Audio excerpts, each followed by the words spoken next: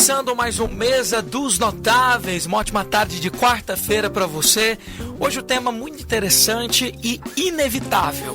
Domingo nós tivemos manifestações que chamaram o Brasil inteiro para uma discussão que cada vez mais aumenta e o motivo é muito simples. Se aproxima o grande momento das eleições e é por isso que muitas pessoas estão pedindo para que o voto se torne impresso e auditável. São muitos argumentos a favor, muitos argumentos também apresentados contra, e é por isso que o debate hoje no Mesa dos Notáveis vai ser amplo.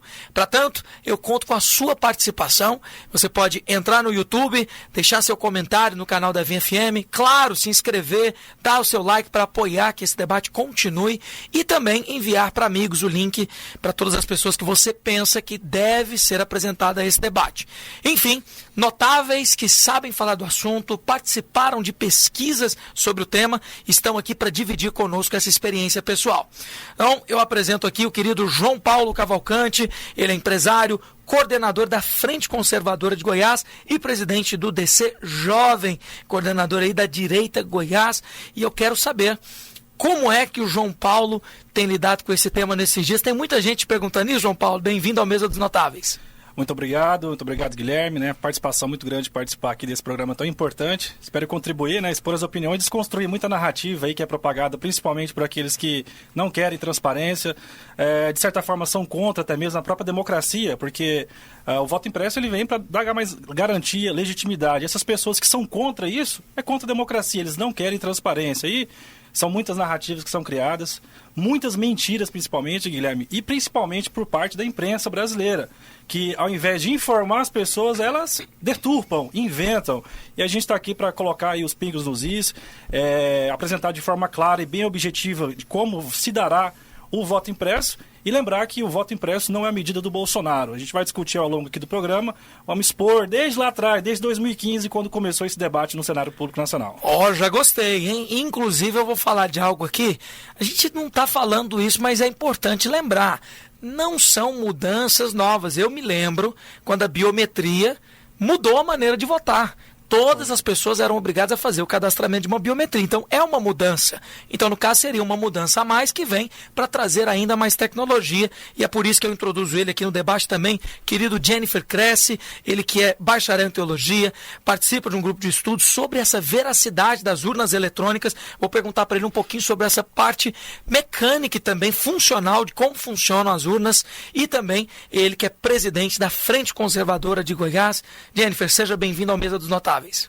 Antes de mais nada, quero te agradecer essa oportunidade, Guilherme e Rigonato, até aqui realizando um sonho, João Paulo, porque a gente sempre ouve, as mais altas autoridades participando do programa, e quando eu fui convidado para vir participar, eu falei, não é possível, será que eu estou sonhando? Então, para mim é motivo de muita alegria. Uma honra. Você é uma grande autoridade, é por isso que você está aqui. Muito obrigado.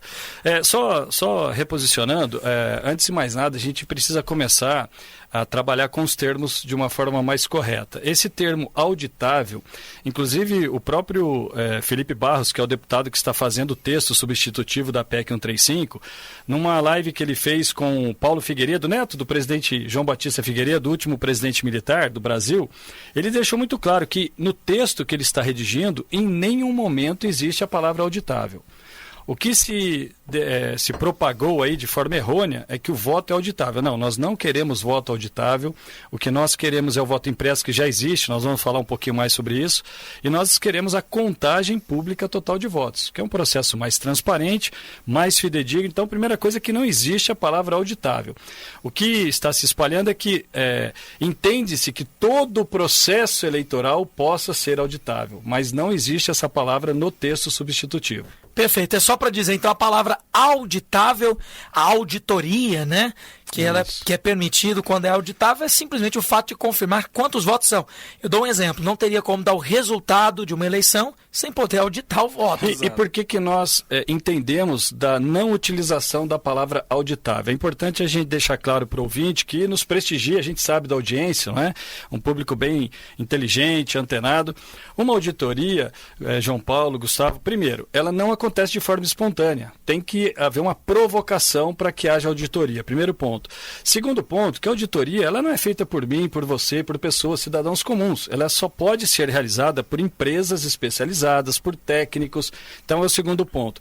Terceiro, qual é o lapso temporal que isso vai demorar? Nós estamos acompanhando as eleições nos Estados Unidos, eleições não, né? Apurações, e alguns estados, como por exemplo Texas, né? Dentre outros, ainda estão fazendo auditoria.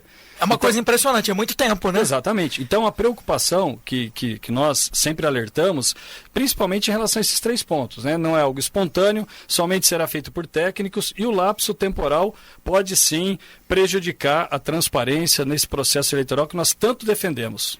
Perfeito. Eu vou falar aqui de um fato, até aproveitando essa oportunidade de tempo para que seja auditado o voto, tempo para que seja contabilizado quantos votos o candidato X ganhou, quantos votos o candidato Y levou.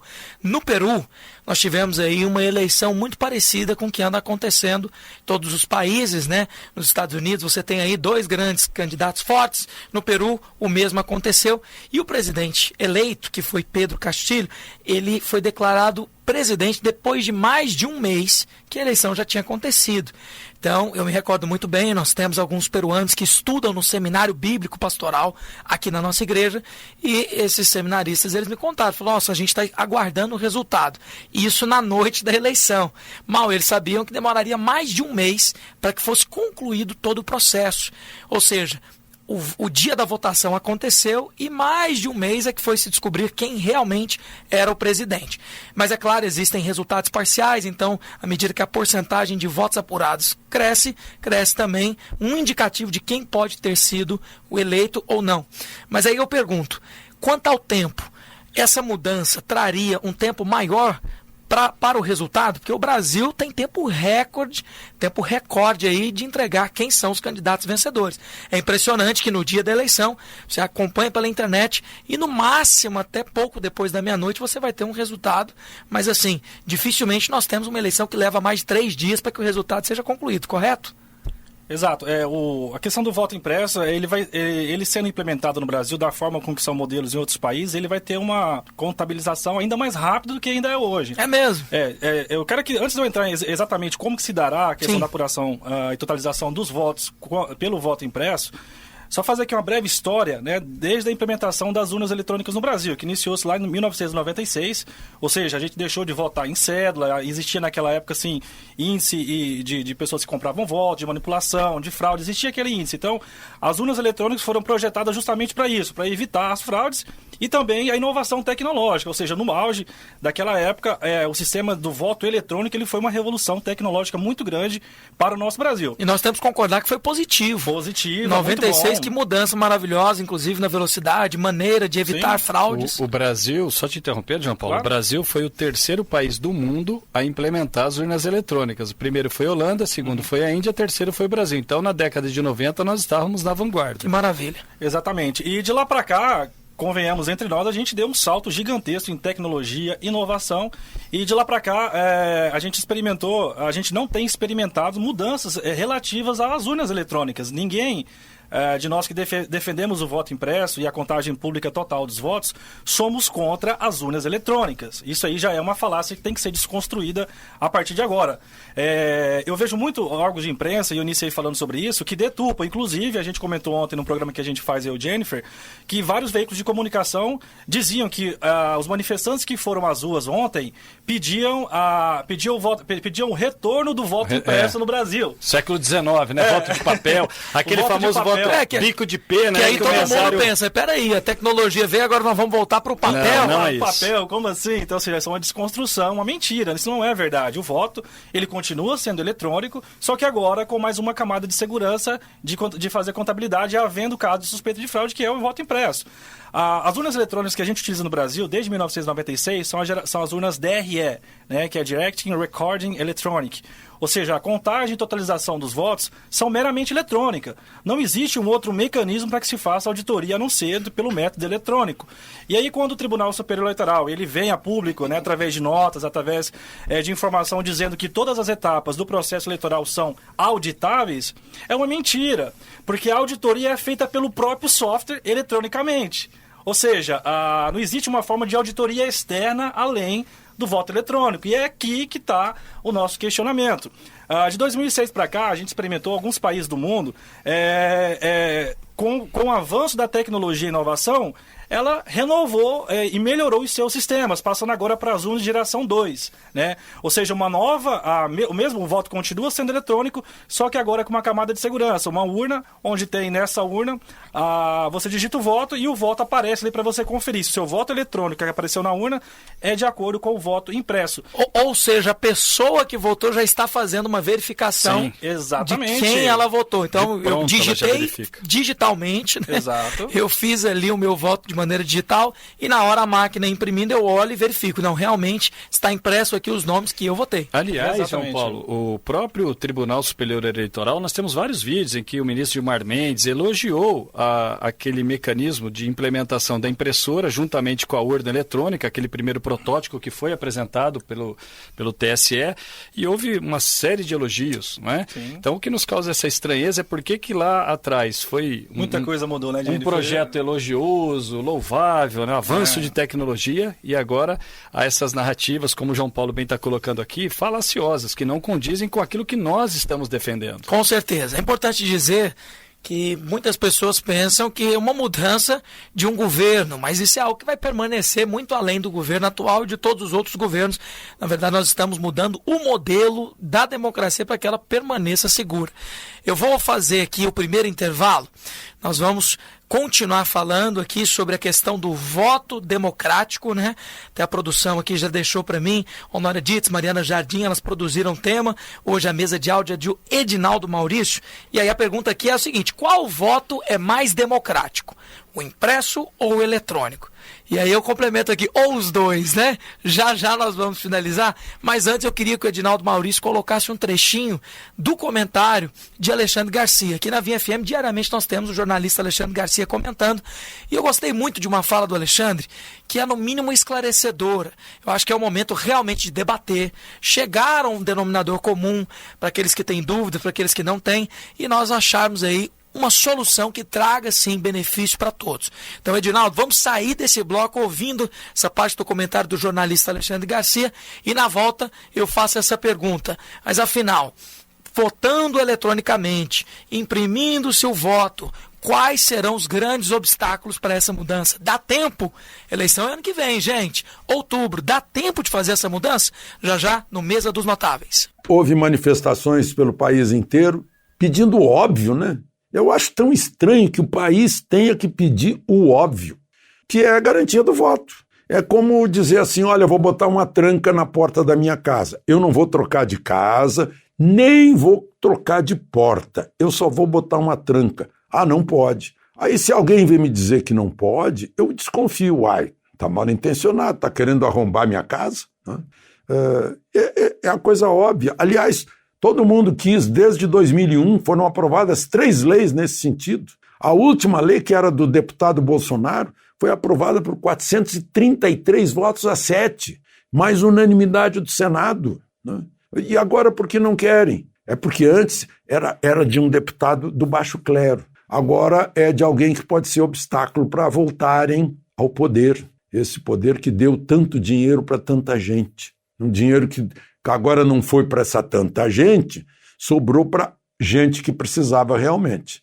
Sobrou, por exemplo, para fazer o auxílio emergencial, né? O que não saiu para corrupção.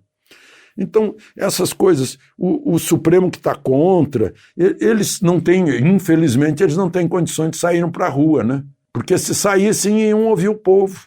Mas eles estão distantes, estão lá numa torre de marfim, estão lá numa redoma, né? Protegidos do povo, então não sentem, né? E depois eles não precisariam sentir, né? Eles têm que fazer cumprir a Constituição e a lei. Quem precisa sentir um povo é o Congresso Nacional. São os deputados e senadores, que estão tendo a oportunidade de sentir o povo. É só olhar pela janela para ver o povo nas ruas. Segundo bloco do Mesa dos Notáveis, hoje um tema tanto polêmico, mas no seu melhor momento. Essa semana nós tivemos as manifestações exatamente no primeiro dia da semana, domingo, dia 1º de agosto de 2021. E é claro, o pedido é para que o voto se torne mais seguro, ou pelo menos que as pessoas tenham certeza de quem elas votaram. muitas acusações foram feitas de fraude, mas as provas não foram mostradas. E essa é a maior crítica daqueles que não defendem esse posicionamento. Então, além de trazer para a mesa esse questionamento, mas aonde estão as provas das fraudes, eu também pergunto aquilo que eu saí no antigo bloco falando, porque estamos prestes a viver mais uma eleição. Ano de 2022 está aí, outubro é o mês, e nós sabemos que está próximo. E chega rápido, as eleições não demoram. E mudanças dessa magnitude necessitam de tempo. Então eu já começo perguntando sobre essa grande acusação e esse grande argumento, que é o fato de não haverem provas das fraudes. Onde estão as provas das fraudes? E é claro, pergunto também sobre a questão de prazo para implantação desse projeto. Eu reapresento o querido João Paulo Cavalcante, empresário coordenador da Frente Conservadora de Goiás e também presidente do DC Jovem. E aqui conosco também Jennifer Kress, bacharel em teologia, faz parte do grupo de estudos sobre a veracidade de urnas eletrônicas com professores da USP e também presidente da Frente Conservadora de Goiás. Meus amigos, vamos devagar e sempre, mas começando então por essa acusação. Aonde estão as provas das fraudes nas urnas eletrônicas? É importante nós trazermos à luz fatos e não narrativas. Eu trouxe aqui uma reportagem, uma audiência pública que foi feita no Senado Federal em março de 2018, da qual participaram doutora Amilcar Brunazzo, que inclusive fez parte do grupo de estudo que, honrosamente, eu tive o privilégio de participar diretamente com ele. Ele é pós-doutor em ciências em TI da USP. Participou também o pós-doutor também em segurança eletrônica, professor doutor Diego Aranha, e da Unicamp. E também nesta audiência pública do Senado, professor doutor Pedro Dourado, da UNB. Então, estou trazendo aqui 3 das maiores autoridades em seguranças eletrônicas das 3 maiores universidades do Brasil e reconhecidas internacionalmente. E nesta audiência pública no Senado, tanto o doutor Amilcar Brunazzo quanto o doutor Bruno e principalmente o doutor Diego Aranha, que participou inclusive de um concurso promovido pelo TSE para ver a segurança das urnas, e mesmo com uma série de dificuldades colocadas pelo TSE, eles mostraram cabalmente as fragilidades do sistema eleitoral e das urnas eletrônicas. Bem resumidamente, eles tiveram apenas 3 dias para fazer a invasão, e ele disse, quer dizer, um hacker não tem 3 dias, ele tem todo o tempo do mundo para estudar o sistema. Deram apenas um computador para que eles pudessem trabalhar, não apresentaram as chaves criptográficas, quer dizer, criaram uma série de impedimentos para que eles pudessem não provar, e mesmo assim eles apresentaram um relatório mostrando todas as fragilidades das urnas. Então, quando se diz que não existem provas, isso é uma falácia. E há uma linha da política aí mais voltada para a esquerda que levanta a bandeira do cientificismo, tem que ter a ciência para provar, que é mais do que o que foi provado pelos 3 maiores especialistas de 3 grandes universidades com relatórios, com provas cabais. E eu penso também o seguinte, as pessoas estão atrás do fato.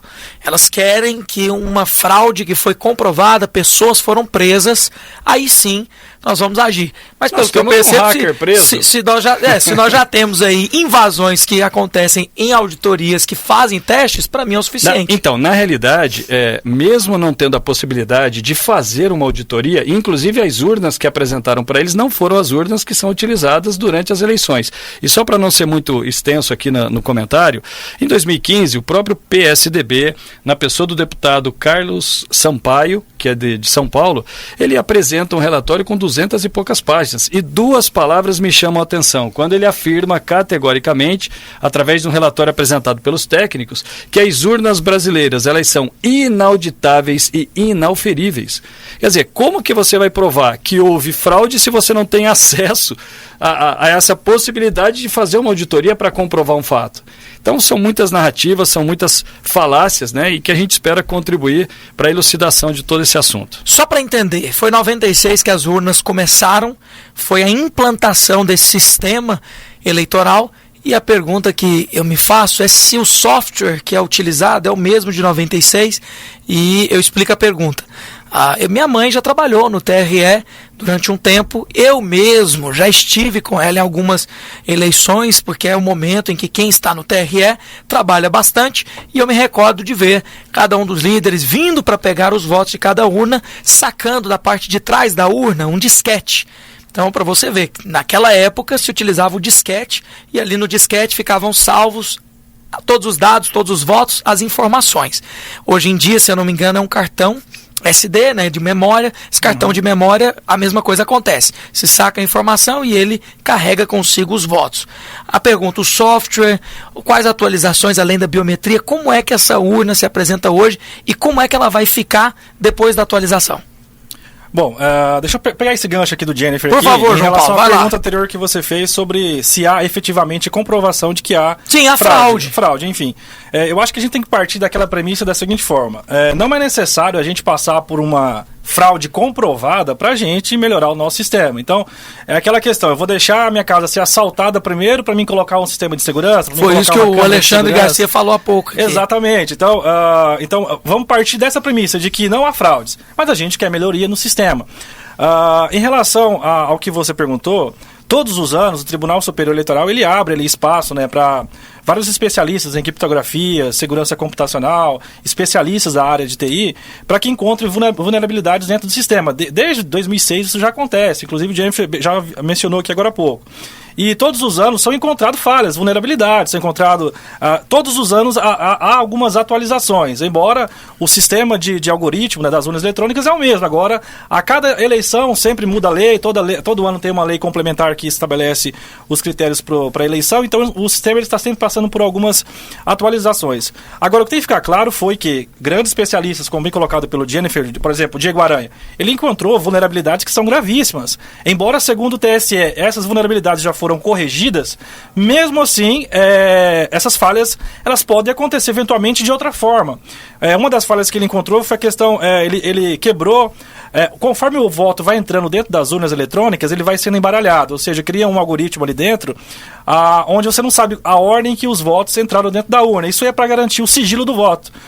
E uma sequência de programação muito fácil, né, com um tempo muito reduzido, inclusive o Jennifer colocou, com a questão de uma série de burocracias, ele conseguiu quebrar isso. Então, ou seja, o que a gente traz o alerta é o seguinte, de que um sistema eletrônico, você havendo tempo disponível, você se dedicando ali inteiramente a isso, você vai encontrar vulnerabilidades, vai encontrar falhas. Não é querer dizer que o sistema ele é ruim. Não, o voto eletrônico ele é bom, agora tem que ser criar mais camadas de segurança. Aprimorado, né? Exatamente. Eu vou dar um exemplo fácil aqui. Banco. Todo mundo usa o aplicativo hoje em dia. É impressionante como nós não frequentamos mais agências bancárias. É impressionante. Né? Do dia para a noite, você vê muitas agências fechadas por causa de um aplicativo. Mas se exige uma proteção gigantesca desse aplicativo, do internet banking, para que você não seja vítima de um golpe. No entanto, eles ainda acontecem. Exatamente. Então é importante. iToken, Face ID, digital. Todo tipo de segurança ainda acontece, mostrando que realmente o fato é que as pessoas têm interesse no dinheiro que está na sua conta. E existem pessoas muito interessadas nos votos que estão dentro da urna. Então, por aí eu acho uma discussão muito boa. Vamos entrar agora num ponto. Já tem muitas participações aqui no WhatsApp, eu peço até perdão para o ouvinte, já eu vou colocar aqui muitos ouvintes. Né? Por exemplo, um ouvinte pergunta aqui, o comprovante impresso do voto não pode provocar, entre aspas, controle e compra de votos? Essa pergunta é boa aqui, quem fez foi o Marcos Freire e tem outros ouvintes aqui participando. Então vamos lá. Prazo de implantação desse novo sistema. Qual é o prazo mínimo? Sei que não tem como dar aqui um dado seguro, mas e aí, tem como implantar já para ano que vem? Não está perto demais, não? O que nós temos acompanhado, inclusive com os especialistas, é que há possibilidade sim de fazer toda esse upgrade, né, de fazer toda essa reformulação, essas melhorias que nós tanto pedimos em tempo hábil para que o sistema, como o João Paulo bem disse, né, nós não queremos voltar, ao contrário, nós queremos avançar. Como você também colocou, Guilherme, e os bancos, imagine os bancos nos dias de hoje com as tecnologias de defesa de 20, 30 anos atrás, em que tinha ali um guardinha que ficava na porta do banco com 38. Nós avançamos muito. Então, o que nós queremos é isso. Existe, sim, condições de colocar todo esse processo, recursos financeiros. O presidente já disse de forma assim cabal que ele tem recurso financeiro e isso não cabe à Suprema Corte ou ao TSE definir questão que é da esfera do Executivo. Então, se o Executivo diz que tem recurso, existe a possibilidade, os especialistas afirmaram categoricamente que é possível implementar essa nova tecnologia, o que nos causa estranheza é porque tanta resistência. Como o João Paulo foi muito feliz, eu vou esperar o assaltante arrombar minha casa para depois colocar mais uma trava. E só para terminar aqui, você viu por que eu falei, né, que é um sonho estar aqui nessa bancada, né? Você vê só, Alexandre Garcia, gente, um mito do jornalismo, né? E a gente poder dividir bancada, mesmo que virtualmente, né, João Paulo? Muito bom. Com certeza, uma honra. A honra é nossa aqui, Davi. E o João Paulo, só para complementar, então, o que você vai falar agora. Já que existe essa facilidade, existe essa possibilidade, qual seria o primeiro passo, por favor? Aí pode colocar o que você já ia acrescentando. Ok. Vale lembrar que hoje a gente está, na verdade, dá-se a entender que essa discussão, Guilherme, está sendo levantada agora, que foi o presidente Bolsonaro que de uma hora para outra decidiu que as urnas têm que ter esse sistema de segurança do voto impresso. Não é. Essa discussão ela ocorre dentro do Parlamento Brasileiro desde 2015. Quero aqui lembrar aos nossos ouvintes que em 2015, né, com a lei da mini-reforma eleitoral, que era a lei 13.165, no seu artigo 59, que foi proposto, inclusive, pelo presidente Bolsonaro naquela época, que nem era deputado ainda, era né? deputado ainda em 2015, gente, olha só. Inclusive, quem relatou a emenda dele, Guilherme, era o Rodrigo Maia, que votou favoravelmente. E elogiou, inclusive, rasgou elogios em plenário. Exatamente. E hoje já está uma visão totalmente contrária contra o voto impresso. Já se arrependeu dos elogios que ele deu, então, nesse tempo. Só fazer uma correçãozinha, João Paulo. Esse assunto, ele antecede, e não é uma bandeira que foi levantada pelo movimento de direita conservador. O PDT, lá na eleição no Rio de Janeiro, na primeira vez que a urna eletrônica foi implementada, o PDT já levantou essa bandeira e houve, né, indícios de fraudes ali, vamos assim chamar. Então não é uma bandeira que foi defendida apenas pela direita ou pelo próprio presidente Bolsonaro. Maravilha. Eu até fiz questão aqui de pegar o artigo da lei que o Bolsonaro colocou, que foi relatada favoravelmente pelo deputado Rodrigo Maia, que diz o seguinte: no processo de votação eletrônica, a urna imprimirá o registro de cada voto, que será depositado de forma automática e sem contato manual do eleitor, em local previamente lacrado. Isso aí já respondendo a pergunta do ouvinte lá em relação à compra de votos. Sim. O eleitor ele não tem acesso ali ao comprovante do voto, então... Ele não pode retirar esse comprovante do local de votação. E posso apimentar mais o debate? Pode. Claro. E nós entendemos que não há problema nenhum do eleitor ter contato com o voto. Na Argentina, que as eleições lá são feitas por urnas de terceira geração, o eleitor chega na sessão, ele pega a urna de papel, que tem um chip, leva lá na máquina para confirmar se aquela urna é realmente legítima ou não, coloca a urna na impressora, faz toda a sua votação ali, escolhe os seus candidatos na tela de touchscreen, a impressora imprime, ele pega de novo aquele voto que foi impresso, leva numa outra máquina onde ele vai depositar na urna para conferir se aquela urna é legítima. Então, há uma falácia, como o João Paulo bem colocou, ninguém está dizendo que nós vamos pegar o voto e sair com ele lá na rua para mostrar lá, como estão falando, né, para o chefe da milícia, para o coronel lá do interior, nada disso, isso são falácias que precisam ser desmentidas. Exato. Maravilha. Então, já que é para colocar fogo no parquinho, como diz o nosso querido Edinaldo Maurício, fogo no boné do guarda, né? Nós vamos fazer aqui mais participações. Eu tenho que sair para o próximo bloco, então nós vamos fazer o seguinte, eu saio com essa pergunta. Olha o que a Mariana está perguntando aqui pelo nosso WhatsApp. O WhatsApp da Vinho é o 999972005. Olha só, pergunta boa. Eu gostei porque traz à luz aí, é um fato. Vamos lá. Por que o presidente Bolsonaro não questionou os resultados apresentados pelas urnas eletrônicas nas eleições que ele e seus filhos foram eleitos para o Legislativo e Executivo? E agora está dizendo que as urnas não são confiáveis. Então, a resposta da Mariana já, depois do intervalo. O tema de hoje é bom, hein? Qual voto é mais democrático, impresso ou eletrônico? Depois das manifestações que aconteceram neste domingo, se tornou um assunto crucial e tão próximo. Ano que vem já é eleições. Fica com a gente e ouça essa resposta com nossos notáveis já. Terceiro e último bloco do Mesa dos Notáveis, recomeçando, trazendo aqui o tema: qual o voto mais democrático, o voto impresso ou o voto eletrônico?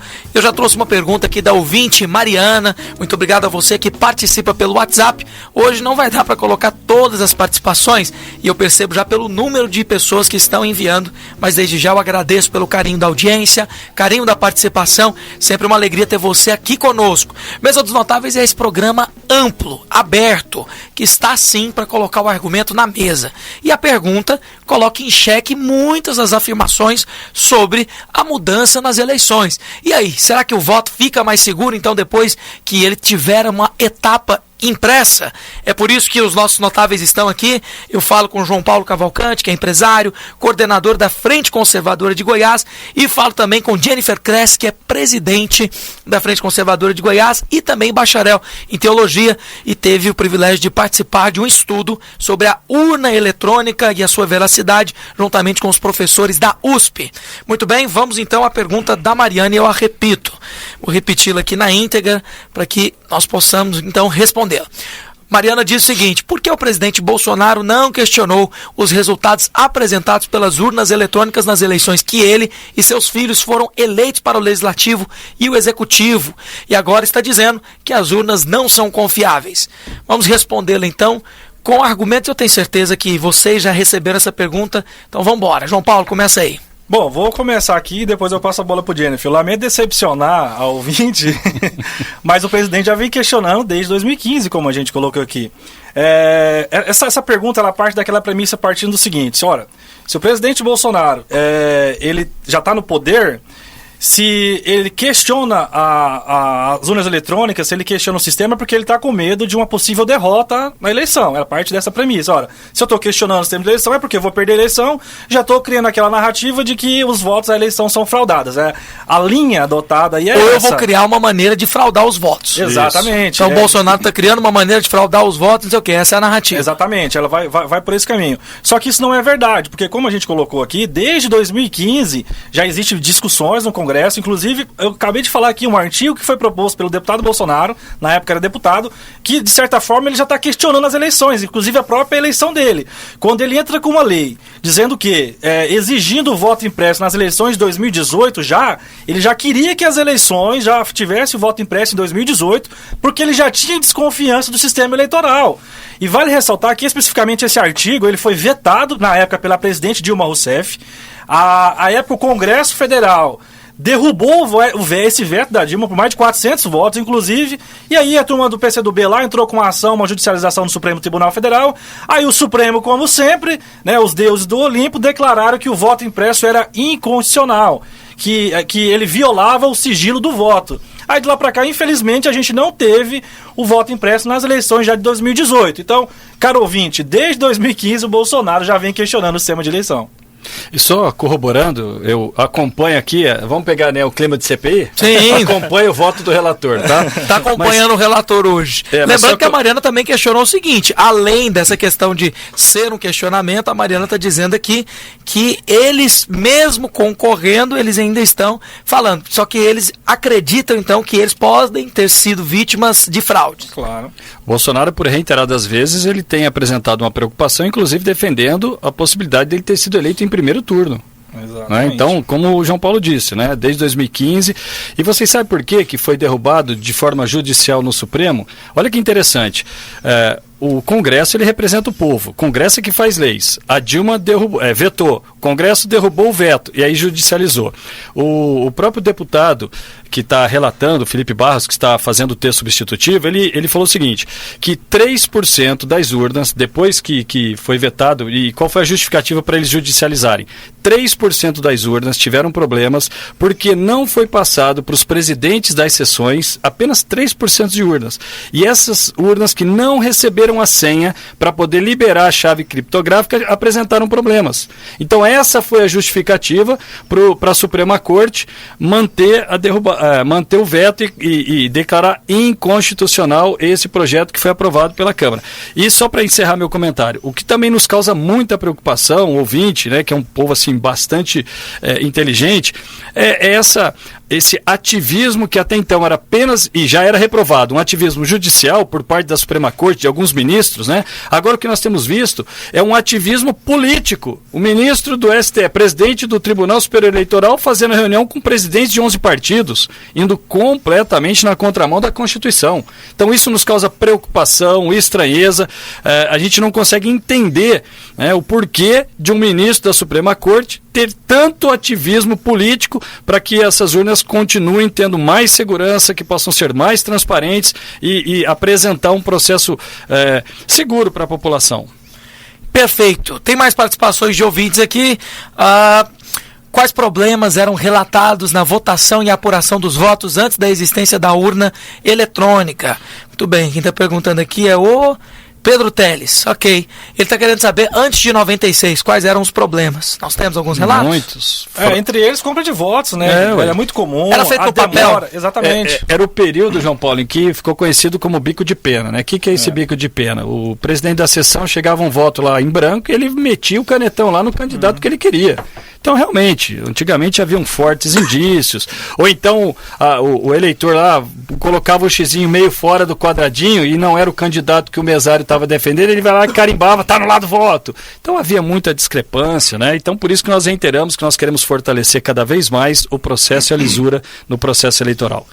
Também algumas participações aqui. Como são controladas e protegidas as urnas eletrônicas durante o período de preparação para as eleições e o dia da votação? Como são os processamentos de dados? Imagino que quer saber como funciona hoje, como aconteceu em 2018. Não, exato. A questão da segurança, né, da forma de transporte, toda a logística, né, que envolve você levar essas urnas eletrônicas até regiões que são muito bem afastadas, como na Amazonas, requer uma logística, um planejamento de logística gigantesco para levar essas urnas eletrônicas até as comunidades ribeirinhas. 2 dias de viagem de barco, né, lá aí no meio dos rios. Dá para imaginar a dificuldade, né? É uma dificuldade muito grande, mas pelo menos nesse quesito de logística, o Tribunal Superior Eleitoral, eu parabenizo por esse ponto. Todas as regiões longínquas do nosso país têm condições para que a população vá lá e faça seu voto. Agora, o problema não está aí, não está na logística. Na logística está de parabéns. O problema está na questão da totalização dos votos, né, que a gente já colocou aqui. Uma das narrativas do Tribunal Superior Eleitoral, como eu havia colocado, é de que o voto ele é auditável em todas as etapas. Mas tem uma etapa que não é auditável. É exatamente na totalização dos votos, que é quando as respectivas zonas eleitorais, através dos seus tribunais regionais eleitorais, coletam os dados de cada estado e transmitem para o tribunal. É o tribunal que faz a totalização de forma secreta. É aqui que está o perigo. Não importa como você votou, já dizia Stalin, né? Um dos maiores genocidas da história da humanidade. Ele disse que o que importa é quem conta os votos, meu amigo. Então, se você votou de candidato A ou B, não importa. Agora, quem vai contar os votos? Hoje é feito de forma secreta e a contagem pública vem para quebrar isso. E eu também vale lembrar que eu havia esquecido de colocar no bloco anterior. Vários países do mundo já experimentaram essas urnas de geração que nós utilizamos atualmente, como a Índia, inclusive a Índia colocou Jennifer, o Canadá, a Holanda, inclusive, até o Paraguai, só que todos eles abandonaram isso aí há muito tempo. O Brasil, salvo engano, é pouco entre os 3 países do mundo. Eu costumo chamar de BBB. Brasil, Bangladesh e Butão. Somente esses 3 países ainda se utilizam da geração. Nem o Paraguai não quis nossas urnas, João Paulo. O Paraguai tá dando um show na gente no Paraguai. Inclusive, tem uma pergunta aqui que é nesse sentido. Está perguntando aqui quais países usam esse método que muitos estão defendendo e pedindo no Brasil. Muito bom, acabei de responder. Índia é exemplo, né, em tecnologia e avanço, já utiliza as urnas de geração 2. Ela continua o voto. Lembrando, pessoal, o voto continua sendo eletrônico, só que agora com uma camada extra de segurança de fazer auditoria, que é o voto impresso. Então você tem a Índia, a Holanda, a Alemanha em 2006 chegou a utilizar o sistema de eleição também do Brasil de geração 1, só que abandonou. O Canadá, alguns estados dos Estados Unidos, né, porque lá cada estado decidem de acordo com que a legislação de cada estado vai ser a eleição. O próprio Paraguai também, inclusive até a Venezuela, Jennifer. A Argentina já é 3ª geração. Exatamente. Já tem, inclusive, estudos nesse sentido. Para urnas de 3ª geração, que já tem um projeto dos Estados Unidos, de Israel, que já é uma nova forma de você fazer a auditoria e a votação ali, que através de um sistema de um chip lá, um negócio super avançado. Eu não me aprofundei sobre o assunto ainda, mas já existem estudos nesse sentido de já evoluir para a 3ª geração as urnas do mundo, né? Só um detalhe importante, sim, né? Quando nós falamos que a apuração do Brasil acontece de forma rápida, né? Talvez ali por volta de 8 horas da noite, né? A gente já sabe. Acontece o resultado. Pois é, na Argentina isso acontece com um período muito menor do que o do Brasil. Exato. 40 minutos a 1 hora, toda a Argentina já sabe, porque ela como é que funciona? Como eu disse, tem aquela votação. Também é um país de dimensões inferiores ao Brasil, né? Mas é o método, não importa se você vai fazer com 100 pessoas ou com 100 mil pessoas. Você replicando o método, ele dá certo em qualquer quantidade de pessoas. Como é que eles fazem? Que é o que nós defendemos. 5 horas da tarde aqui no Brasil. Terminou o período de votação. Está lá o presidente da sessão, o secretário, o mesário, eu, você, o fiscal do partido. É importante também o ouvinte entender que as maiores sessões eleitorais do Brasil têm no máximo 400 votos. É claro que nós sabemos historicamente que não há uma urna que tem 100% de eleitores que vão lá. Tem aqueles que não vão, que justificam, estão viajando, enfim, estão doentes, né? Estamos ainda em meio a uma pandemia. Mas vamos supor que 100% vai lá e vota. O que nós queremos? Às 17 horas, a gente vai lá, pega aquela urna que estava lacrada, em que os votos foram depositados dentro dela, nós abrimos aquela urna, na frente daqueles funcionários do TRE, do TSE, o presidente da sessão, o mesário, o secretário, enfim, eu, você, que é o sufrágio universal preconizado na Constituição. Quanto tempo demora para contar 400 papeizinhos? O QR Code. Na Argentina, não é muito. Em 40 minutos. Né? Então, nós entendemos que é factível, é plausível, é sim possível de ser feito. E aí a gente até evita o que aconteceu na última eleição para prefeitos e vereadores. Né? E o João Paulo está aqui, candidato que foi, e nós até suspeitamos, né, João Paulo, do resultado. De repente, e há vários indícios que candidatos estavam com uma quantidade de votos, travou o sistema, quando voltou, ele voltou com uma quantidade muito menor. Então, isso nos causa estranheza. Nesse método que nós estamos defendendo, de contagem ali na hora, na frente de todo mundo, a gente evita esse problema de bloquear o sistema, de ficar aquele lapso temporal, aquele suspense, o que está acontecendo no servidor. Há aquelas conversas de corredor, né, João Paulo? Exato. Que foi esse hacker que está preso, que acessou lá o servidor supra-secreto. O mainframe de 10 milhões de reais. Isso, foi investido no tribunal. Comprado sem licitação, diga-se de passagem, né? E é por isso que ele, inclusive, está preso, né? E a pergunta, para finalizar, pergunta que não quer calar. Se o hacker invadiu o sistema, então as urnas, elas podem ser invadidas. Se ele não fez isso, por que ele está preso? Uma coisa acaba excluindo a outra. Muito bem. Importante dizer também, as urnas, elas não têm essa conexão à internet, então essa invasão tem que ser local, ou no mínimo antes. Desculpa, mas eu tenho que falar. Fala, por favor. Todo mundo fala que essa coisa é coisa de direita, que são os canais de direita. Olha só, posso falar o nome do programa? Pode falar. O programa Estúdio I, da Globo News, trouxe uma reportagem do Campeonato Mundial de Hacker que aconteceu nos Estados Unidos. E as urnas brasileiras... Você lembra o nome do campeonato? Defcon 4. Esse aí mesmo. Na Flórida. Isso. Então, todo ano se reúne os maiores hackers, né? Levam os equipamentos mais sofisticados. Essas pessoas que são especialistas em invadir sistema. E as urnas brasileiras estavam lá, sem nenhuma conexão com a internet. Em 3 horas, os hackers invadiram as urnas e eles simularam lá uma votação. Inclusive, criaram um programinha em que a pessoa votava para o João, para o João, para o João. O terceiro voto já caía para Maria. Isso. Em 3 horas, inclusive, eles até ganharam prêmios. Foi esse ano agora. Isso aconteceu esse ano. Inclusive, não foram só as urnas eletrônicas do Brasil, de passagem. Também outros modelos, porque são vários modelos utilizados no mundo mas o que eu chamo tudo foi colocado em xeque nesse Mas o que eu chamo a atenção aqui, que foi uma reportagem feita por uma emissora de televisão, né, da grande mídia, que nós sabemos que já tem uma tendência de ir contra aquilo que o presidente fala, e a própria entrevista mostrou cabalmente que as urnas são possíveis sim de serem invadidas e fraudadas. Quero colocar só um rápido comentário de uma mudança que foi feita no tribunal, que assim causou espanto, principalmente para os candidatos, né, que concorrem às eleições todos os anos. Foi a forma com que ocorre a repassagem dos votos. Até as eleições de 2018, como que era feita como acontecia a totalização dos votos. Em cada sessão eleitoral, os votos eram transmitidos para os tribunais regionais de cada estado. E de lá, o Tribunal Regional Eleitoral já dava uma parcial dos votos naquele mesmo momento e repassava para o TSE, e o TSE totalizava.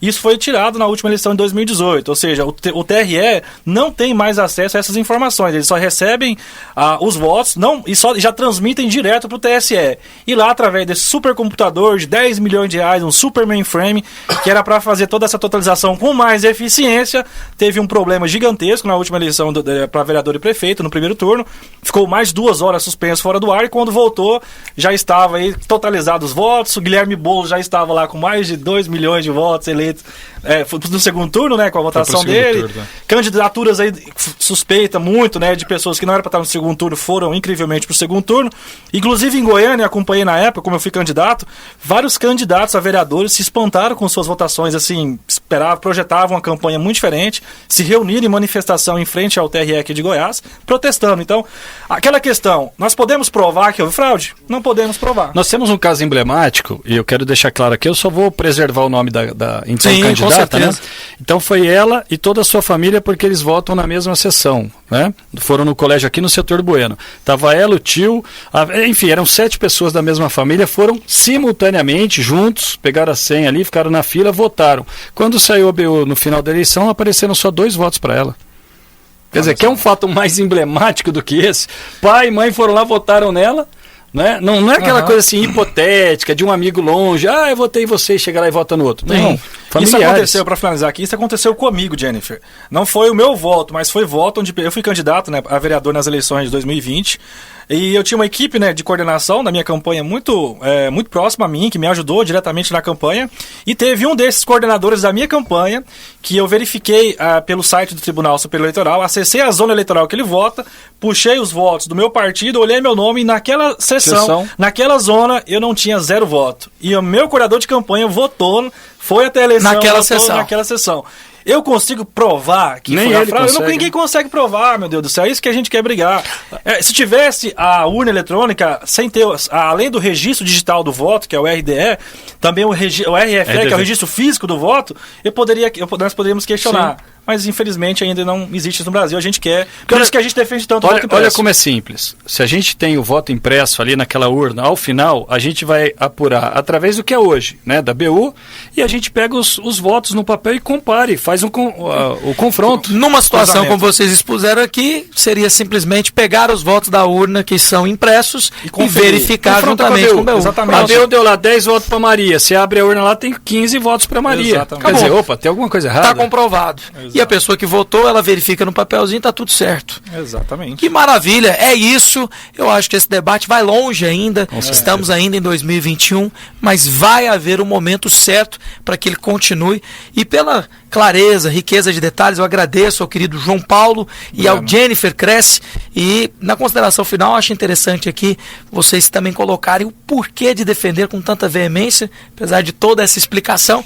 E aí já agradecendo a participação. Então começo com o João Paulo, que é empresário, coordenador da Frente Conservadora de Goiás e também presidente do DC Jovem, coordenador da Direita Goiás. João Paulo, obrigado pela presença e, é claro, o debate continua. E o que é que você realmente coloca como centro para continuar defendendo tudo isso? Bom, primeiro, muito obrigado, Guilherme Rigonato, pelo convite em participar dessa mesa aqui tão notória do Estado de Goiás. É uma satisfação participar, espero contribuir a outras oportunidades. E essa nossa bandeira de defender com tanta veemência o voto impresso, Guilherme, ela se dá pelo único seguinte motivo, transparência e democracia. Tem muita gente falando que o Bolsonaro está criando voto impresso porque está com medo de perder as eleições. Deixa eu falar uma coisa para esses, que são principalmente aí os movimentos ligados à esquerda brasileira. O voto impresso ele não vai favorecer nenhum candidato.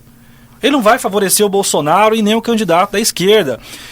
O voto brasileiro vai favorecer o povo brasileiro, que vai ter mais transparência e segurança. E digo mais para finalizar aqui meu comentário, Guilherme.